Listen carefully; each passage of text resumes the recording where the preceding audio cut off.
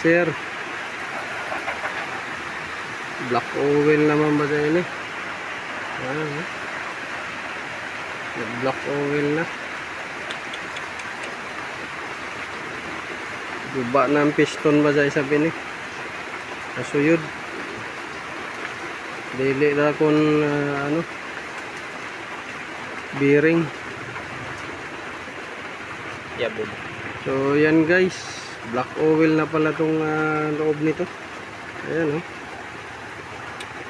Sira na rin pala tong ayan oh.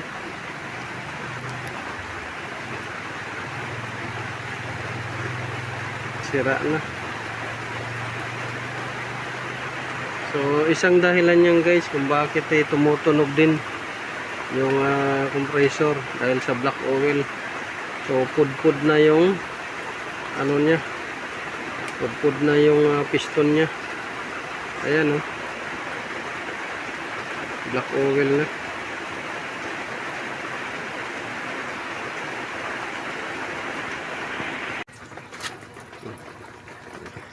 So ito guys, ito yung luma.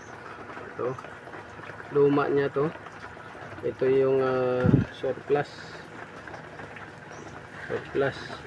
So kadalasan yan guys, itong rivet ang lumuluwag. Yung rivet na yan ang lumuluwag dito sa damper clutch or magnetic clutch. So ito magnetic plate to, magnetic clutch din tawag. Ito damper to, vibration. So itong mga bilog na to, itong rivet yan yung lumuluwag, kaya nag-iingay yung compressor. So i-check natin ang kaibahan ng hindi maluwag at saka maluwag. Ito surplus, ito luma. Ayan guys, ganyan babibrate na lata.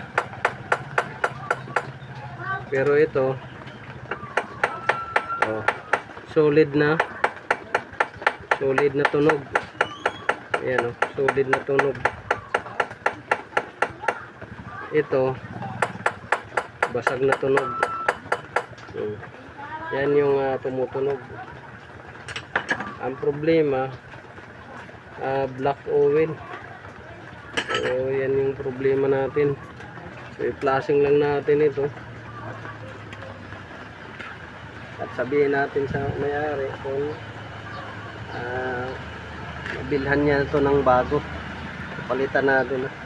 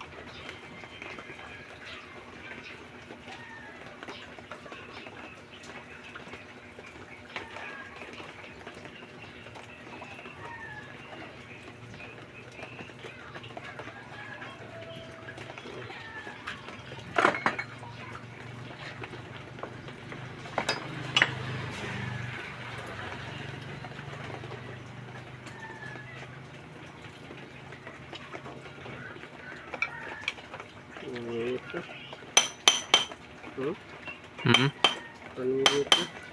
So yan, palitan na natin. Magnetic clutch coil, pulley, tapos ito.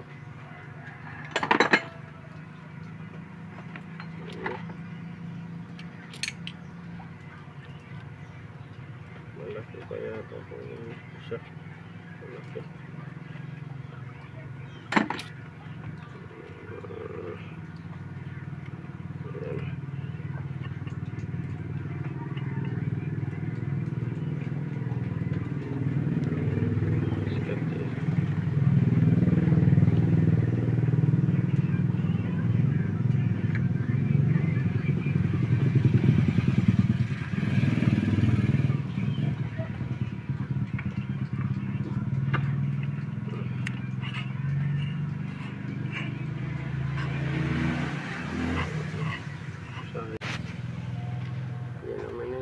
balik. Yan. Lingkong na. Sikip pa talaga.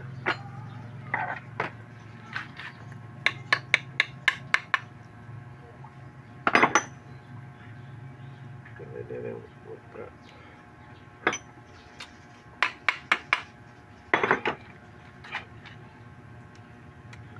Bingo, magkaiba.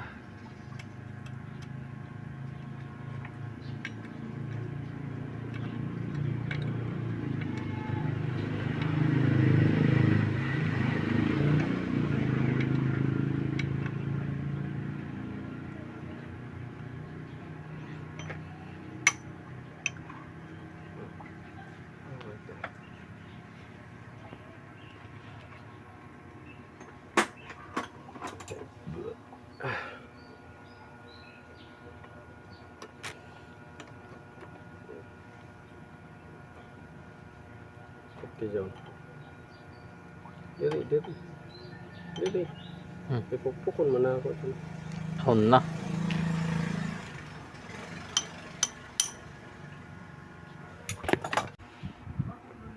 Claro. So, ngayon guys, sa ating ipa-flashing kung mare-recover pa natin to.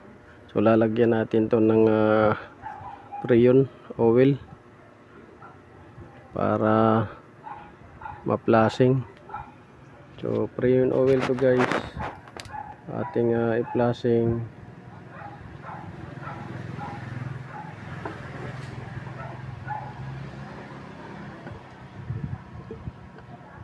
Kuha natin guys para ma-flashing yun siya.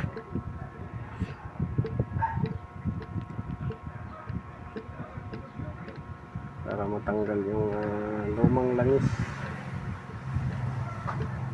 or black oil.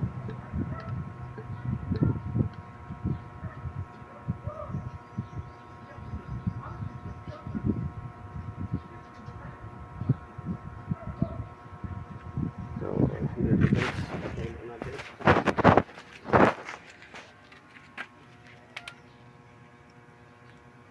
So, ayan.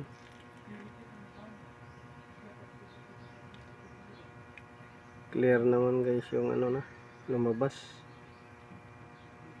So, yun.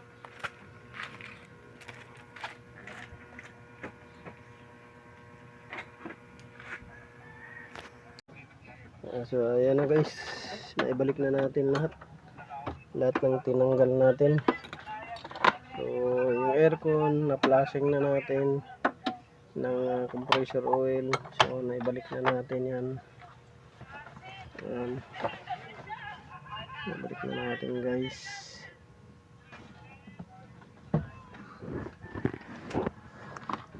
So ayan, balik na belt. So magbabacuum na tayo guys.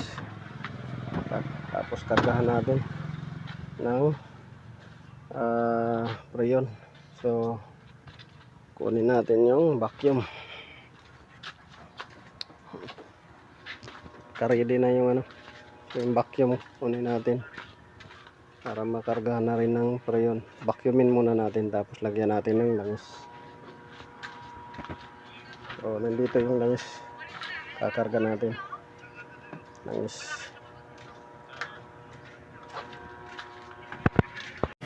So ayan na guys, kinargahan na natin yan ng Freon. Tingnan natin kung gagana ba.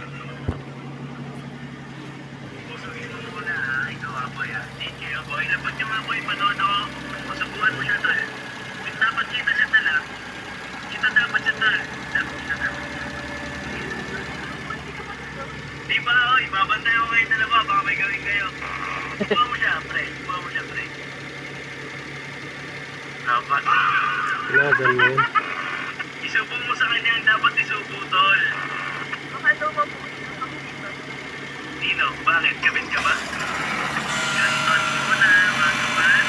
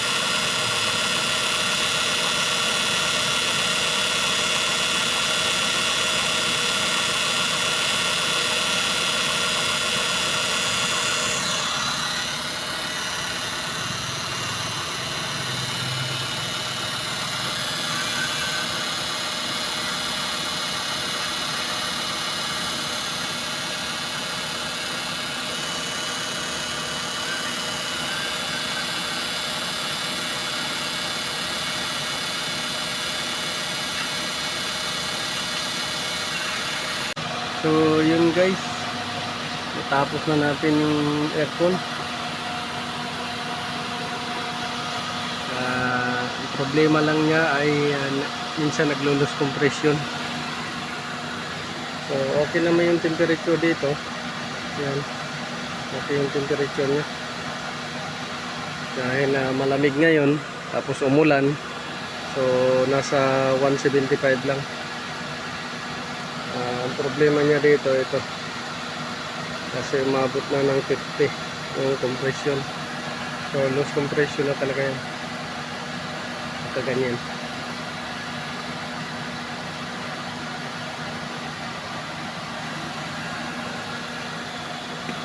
So palit na compressor na yan.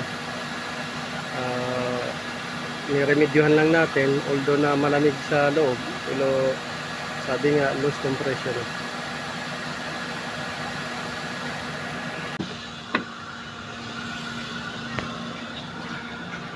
So dito guys, malamig naman siya. Ayan, malamig siya. Ayan. Walang ingay dito. So walang ingay sa loob. Ayan, malamig. Naka number 1 pa yan siya. Ayan, number 1. Number 1. So number 1. Ito siya, collision door. Ayan. Malamig siya. Number 1 pa lang. Walang ingay sa loob.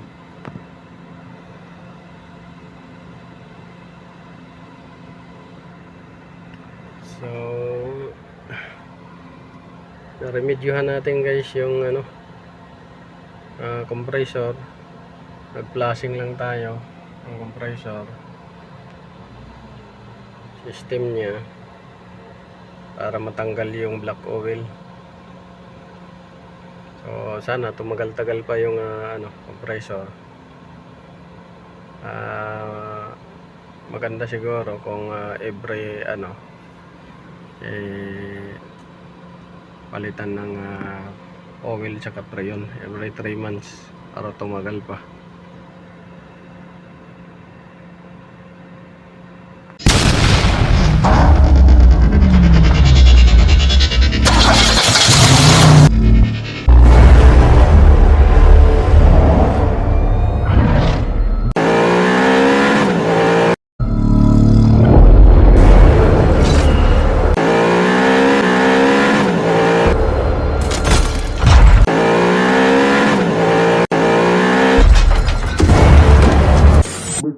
Make